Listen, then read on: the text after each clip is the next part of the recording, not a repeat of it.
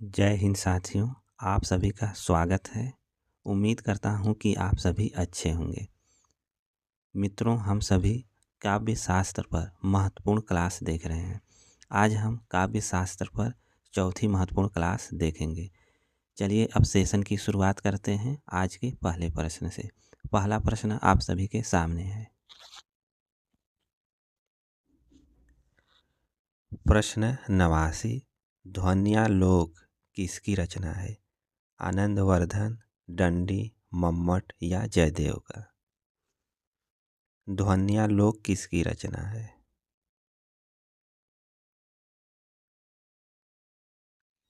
ध्वन्यालोक आनंदवर्धन की रचना है।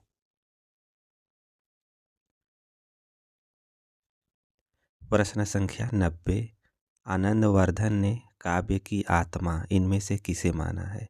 रीति, ध्वनि, वक्रोक्ति, औचित्य। आनंदवर्धन ने काव्य की आत्मा किसे माना है?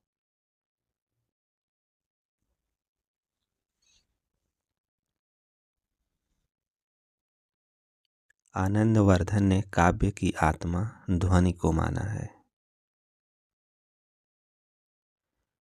प्रश्न 91, ध्वन्यालोक के टीकाकार हैं क्षेमेंद्र, आनंदवर्धन, अभिनवगुप्त, कुंतक।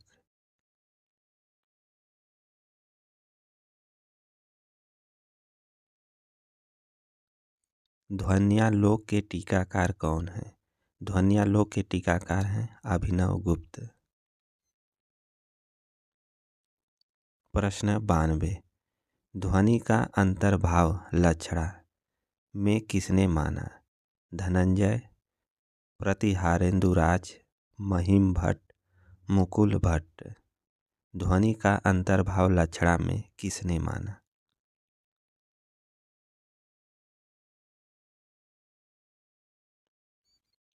ध्वनि का अंतर्भाव लक्षणा में मुकुट भट्ट ने माना है।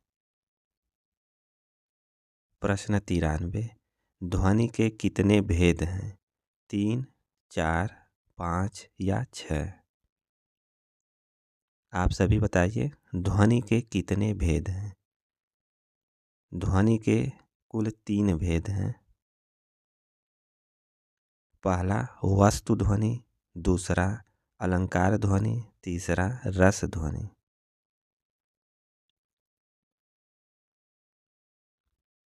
प्रश्न 94, आचार्य मम्मट ने उच्च कोटि का काव्य किसे माना है?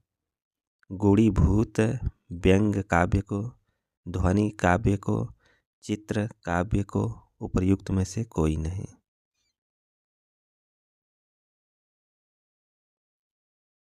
आचार्य मम्मट ने उच्च कोटि का काव्य ध्वनि को माना है।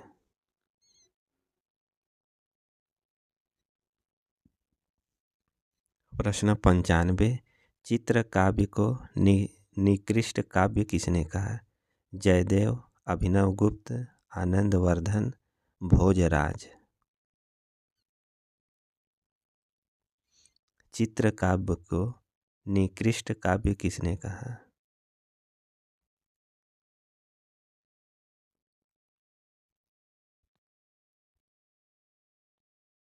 इसका सही आंसर है आनंदवर्धन।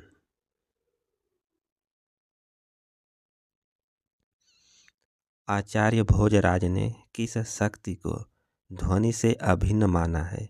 अभिधा, लक्षणा, व्यंजना, तात्पर्य। आचार्य भोज ने किस शक्ति को ध्वनि से अभिन्न माना है?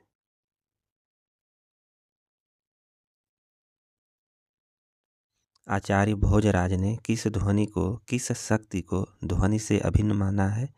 तो तात्पर्य को।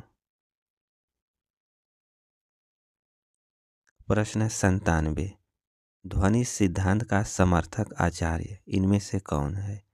पंडित राज जगन्नाथ, कुंतक, महिम भट्ट, क्षेमेंद्र।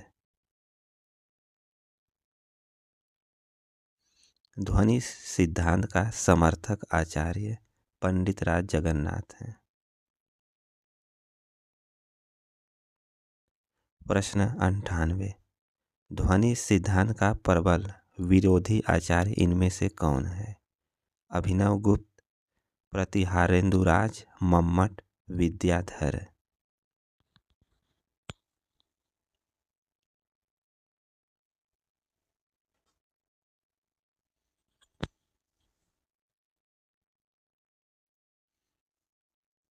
ध्वनि सिद्धांत का प्रबल विरोधी आचार्य है प्रतिहारेंदुराज।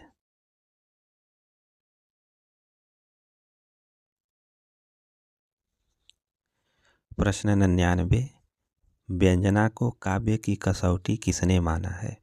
रामचंद्र शुक्ल, डॉक्टर नगेंद्र, डॉक्टर भोला शंकर व्यास, सुमित्रानंदन पंत।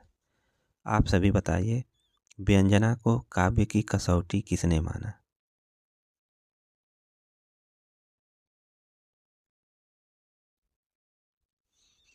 व्यंजना को काव्य की कसौटी डॉक्टर भोला शंकर व्यास ने माना है। प्रश्न 100। वक्रोक्ति के प्रथम व्याख्याकार कौन है? वामन, दंडी, कुंतक या भामा?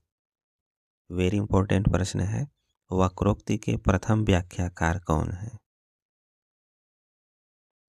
वक्रोक्ति के प्रथम व्याख्याकार हैं भामा।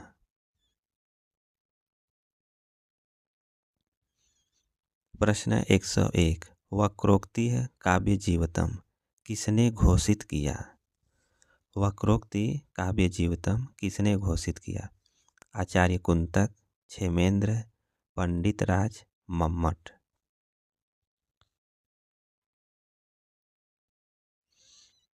वक्रोक्ति को काव्य जीवतम आचार्य कुंतक ने घोषित किया।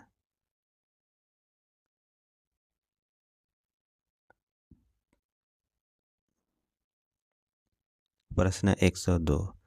वैदग्ध्यम भंगी भड़ति किसने कहा? वैदग्ध्यम भंगी भड़ति किसने कहा? पतंजलि, कुंतक, पाणिनि, हेमचंद्र।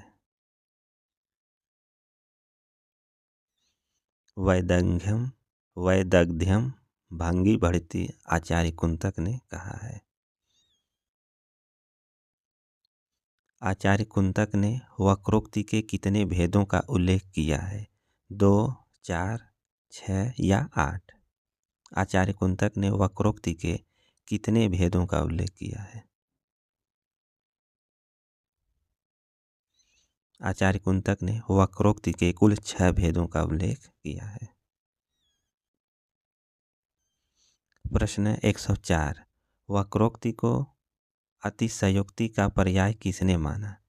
भरत मुनि, हेमचंद्र ने, पतंजलि ने, भामा एवं दंडी ने।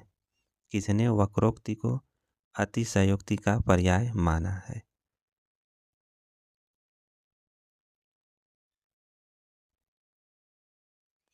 वक्रोक्ति को अतिशयोक्ति का पर्याय भामा एवं दंडी ने माना है।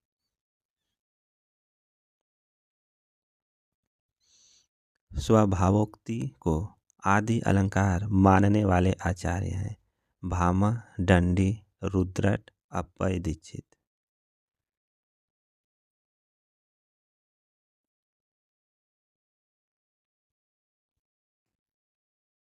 स्वभावोक्ति को आदि अलंकार मानने वाले आचार्य हैं दंडी।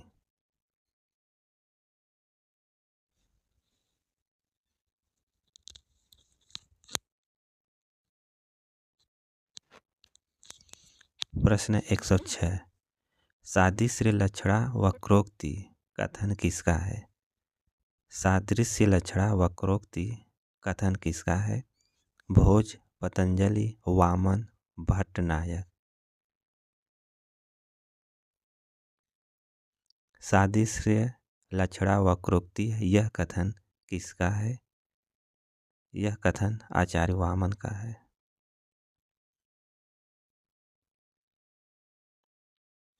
प्रश्न 107।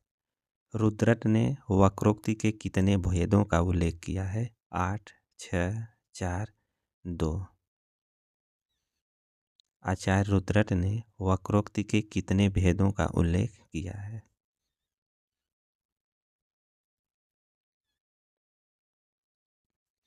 आचार्य रुद्रट ने वक्रोक्ति के दो भेदों का उल्लेख किया है। पहला है काकु वक्रोक्ति, दूसरा श्लेष वक्रोक्ति। प्रश्न 108, इनमें से किस आचार्य ने वक्रोक्ति को वाच्य और ध्वनि को व्यंग्य माना है? आनंदवर्धन, अभिनव गुप्त, भट्टनायक, शंकुक।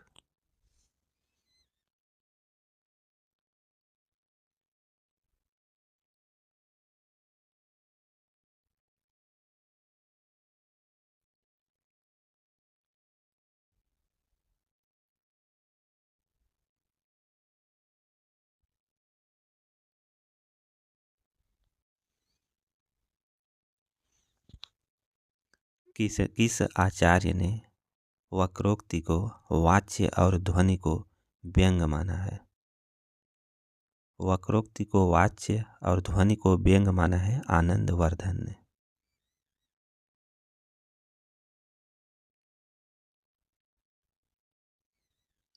प्रश्न 109, क्रोचे के अभिव्यंजनावाद को भारतीय वक्रोक्ति का विलायती रूप किसने कहा? प्रताप नारायण टंडन, रामचंद्र शुक्ल, लक्ष्मी नारायण सुधांशु, डॉक्टर नागेंद्र ने।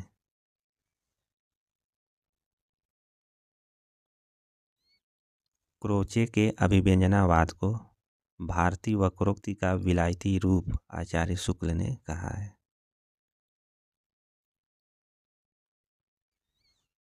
प्रश्न 110, वक्रोक्ति को विचित्र अभिधा किसने कहा? पतंजलि, भोजराज, कुंतक, वाल्मीकि।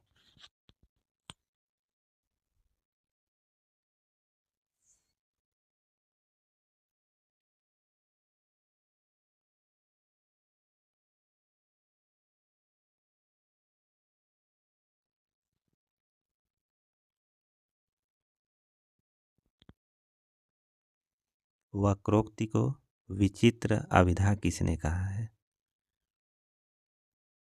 वक्रोक्ति को विचित्र अभिधा कुंतक ने कहा है।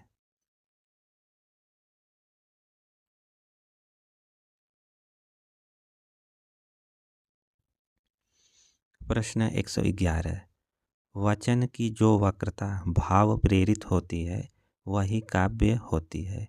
कथन इनमें से किसका है? महावीर प्रसाद द्विवेदी, डॉक्टर नगेंद्र, सुमित्रानंदन पंत, रामचंद्र शुक्ल।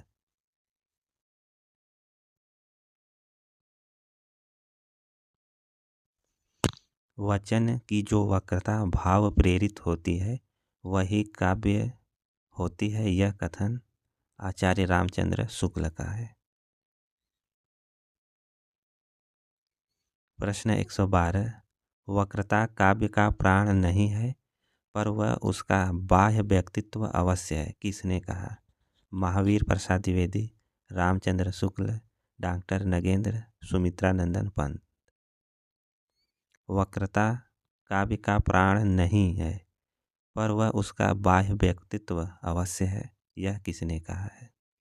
यह महावीर प्रसाद द्विवेदी ने कहा है।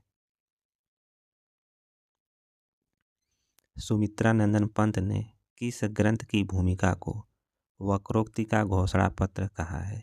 उच्छ्वास, पल्लव, युगवाणी, गुंजन।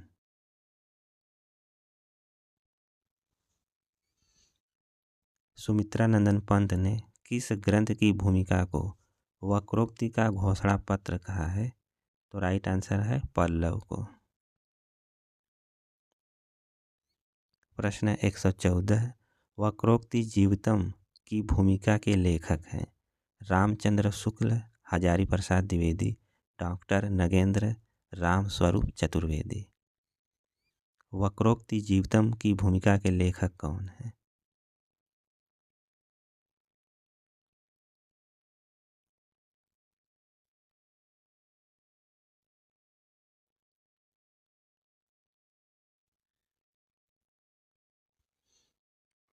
वक्रोक्ति जीवितम की भूमिका के लेखक डॉक्टर नगेंद्र हैं।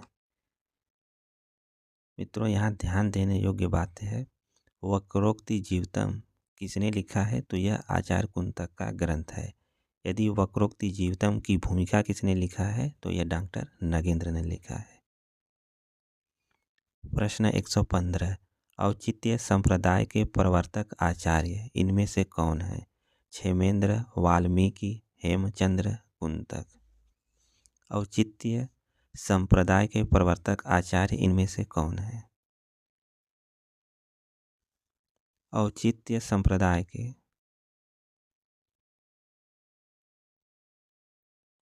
प्रवर्तक आचार्य हैं क्षेमेंद्र।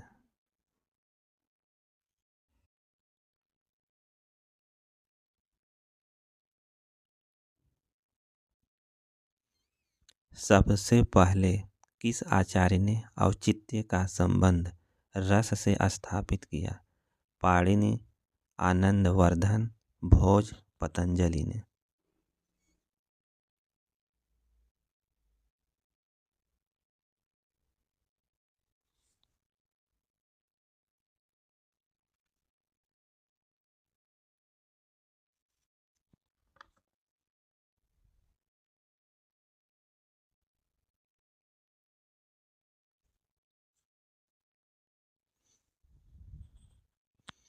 सबसे पहले किस आचार्य ने औचित्य का संबंध रस से स्थापित किया? आनंदवर्धन ने। प्रश्न 117, निम्नलिखित में से किस नाटक में औचित्य शब्द का सर्वप्रथम प्रयोग हुआ? प्रतिमा नाटकम, अभिज्ञान शाकुंतलम, रामाभ्युदय, इनमें से कोई नहीं। किस नाटक में औचित्य शब्द का सर्वप्रथम प्रयोग हुआ है?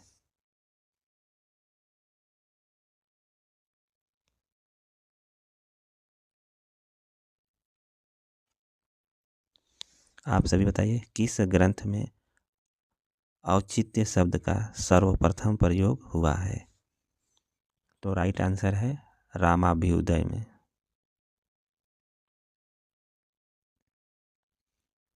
समन्वयकारी आचार्य के नाम से समादृत हैं पतंजलि, भामह, हेमचंद्र, क्षेमेंद्र। समन्वयकारी आचार्य के नाम से कौन समादृत है?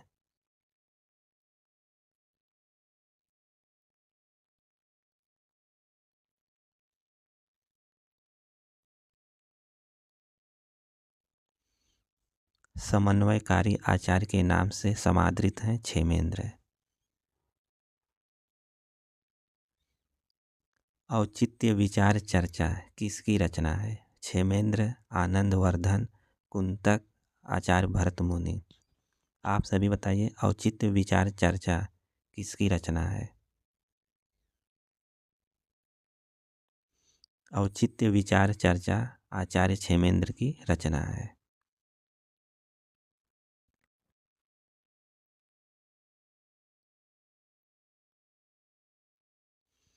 प्रश्न 120, उचितस्य च यो भावस्तदौचित्यम किसने कहा? भरत मुनि, क्षेमेंद्र, वाल्मीकि, पाणिनि ने। किसने उचितस्य च यो भावस्तदौचित्यम किसने कहा है? तो इसका राइट आंसर है क्षेमेंद्र ने।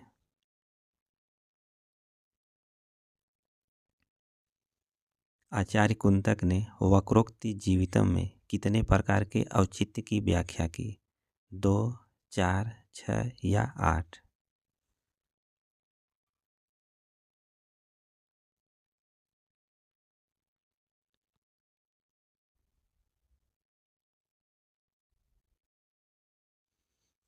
आचार्य कुंतक ने वक्रोक्ति काव्य जीवितम में कितने प्रकार की औचित्य की व्याख्या किया? तो राइट आंसर है 2 प्रकार के।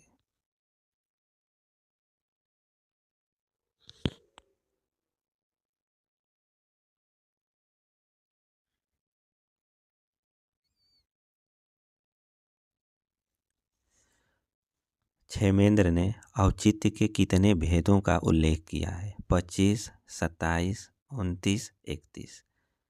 आचार्य क्षेमेंद्र ने औचित्य के कितने भेदों का उल्लेख किया है?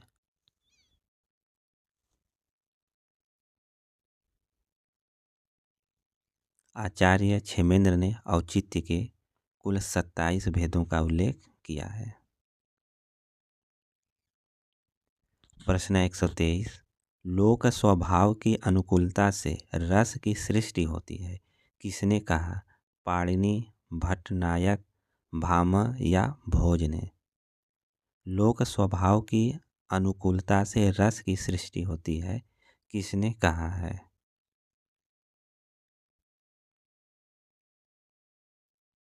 प्रश्न 123 का सही आंसर है भामह ने। प्रश्न 124, आनंदवर्धन ने औचित्य के कितने भेदों का उल्लेख किया है?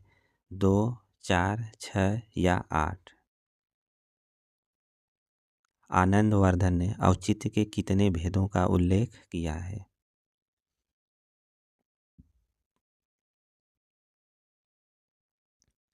आनंदवर्धन ने औचित्य के कुल 6 भेदों का उल्लेख किया है।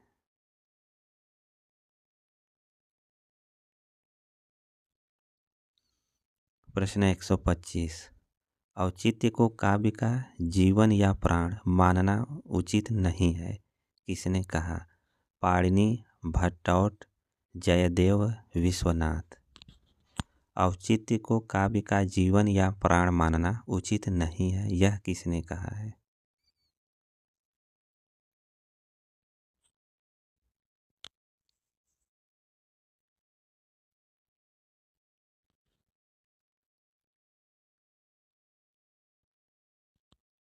औचित्य को काव्य का जीवन या प्राण मानना उचित नहीं है, यह विश्वनाथ ने कहा है। औचित्य को काव्य का एकमात्र तत्व स्वीकार किया है। डॉक्टर बी राघवन ने, डॉक्टर नगेंद्र ने, डॉक्टर नामवर सिंह ने, डॉक्टर परमानंद ने? किसने औचित्य को काव्य का एकमात्र तत्व स्वीकार किया है?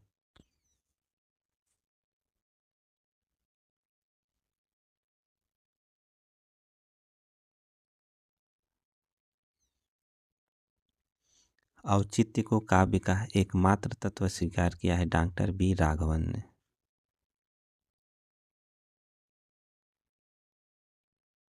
इनमें से किस संप्रदाय में सभी सिद्धांतों का समन्वय किया गया है?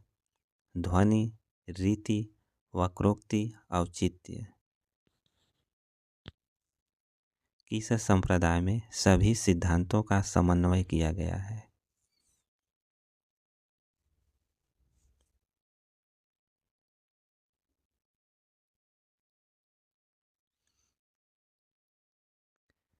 किस संप्रदाय में सभी सिद्धांतों का समन्वय किया गया है? तो औचित्य संप्रदाय में। काव्य मीमांसा राजशेखर का प्रतिपाद्य है? कवि शिक्षा, रस निरूपण, रीति विवेचन, अलंकार विवेचन?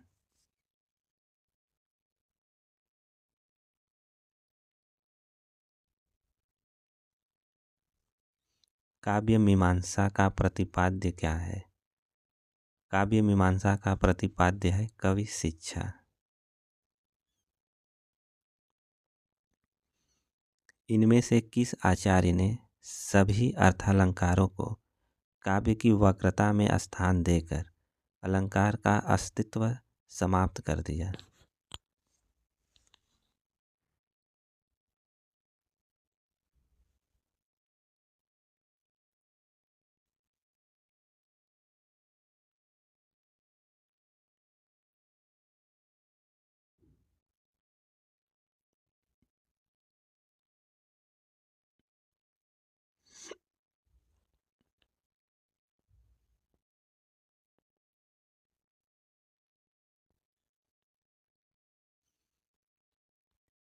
किस आचार्य ने सभी अर्थालंकारों को काव्य की वक्रता के स्थान देकर अलंकार का अस्तित्व समाप्त कर दिया?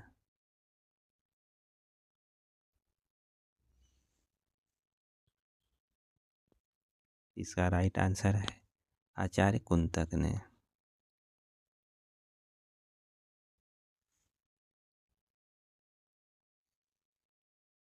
इनमें से किस आचार्य द्वारा निरूपित काव्य लक्षण संस्कृत आचार्यों में विशेष मान्यता प्राप्त है? क्षेमेंद्र, आनंदवर्धन, मम्मट, जयदेव।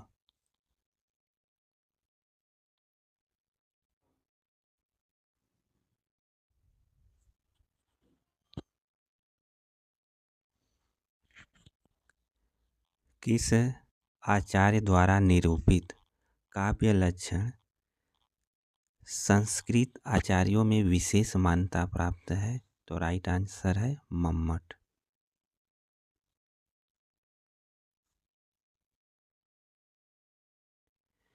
इनमें से किस आचार्य ने भरत मुनि से लेकर भोजराज तक लगभग 12 वर्षों के समस्त अलंकार शास्त्रीय चिंतन को सार रूप में प्रस्तुत किया? अप्पय दीक्षित, पतंजलि, रुय्यक या मम्मट ने? वेरी इंपॉर्टेंट प्रश्न है, आप सभी बताइए। किस आचार्य ने भरत मुनि से लेकर भोजराज तक लगभग 1200 वर्षों के समस्त अलंकार शास्त्रीय चिंतन को सार रूप में प्रस्तुत किया?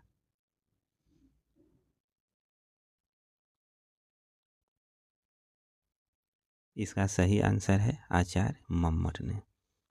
आज की प्रश्नोत्तरी को यहीं पर समाप्त करते हैं। यह प्रश्नोत्तरी आप सभी को कैसा लगा कमेंट के माध्यम से अपना राय अवश्य दें। जय हिंद मित्रों।